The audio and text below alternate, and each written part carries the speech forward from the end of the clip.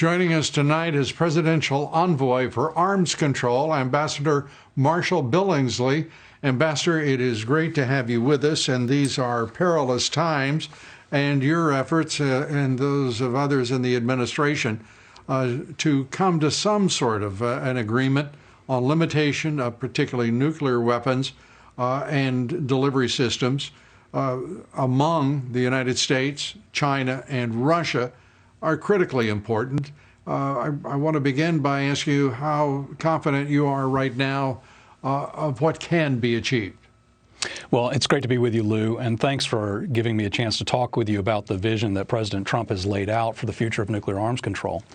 You know, one of the key points that I took from your conversation just now with Rick Grinnell is the importance of transparency. And we need to be clear that the same kind of secretive behavior that the Chinese Communist Party adopted when it came to the coronavirus is the kind of stonewalling and Great Wall of Secrecy they're applying to their nuclear buildup. That's why the president has called them out. He's made clear that they are surging and that the next nuclear arms control treaty must include and must limit China. Well, and Ambassador, I want the audience to know that you have declassified video for us to show what was happening in the arms parade in Beijing. And if we could, let's go to first an image from 2009. This shows. Well, I'm going to ask you, what do you take from this and the size of the parade? Well, so Lou, the image that you're showing your viewers there is actually from a classified briefing that I gave to the North Atlantic Council, to NATO, a few weeks ago. And we felt it was important, again, on this theme of transparency, that the American people and, frankly, the international community know what's going on. So on top there, you can see in the parade, the Chinese have one big parade every 10 years or so, where they show off their nuclear weapons. In 2009, you can see that the length of that parade stretched about half a kilometer. 10 years later, that parade stretched 10 times as long. So that's what they've done just in the space of 10 years. Can you imagine what it's going to be like 10 years from now when they continue building all of these different ranges and types of these nuclear-capable missiles?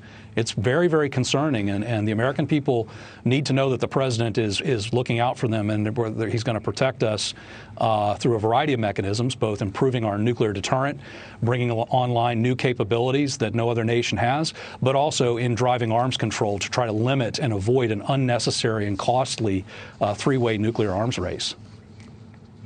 Well, I'd like, Ambassador, for you to come back and spend some more time with us. We're actually constrained by time tonight, but I want to get a sense from you, again, as to your hopes, your optimism about doing something with either Russia bilaterally, or even if that's in the cards, or with China bilaterally.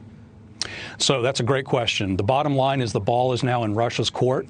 The president has had the necessary conversations with President Putin, and we view that they have sketched out the way ahead, and that we've made a good offer to the Russian Federation, and we hope they'll take us up on it. What we want to do here is three things.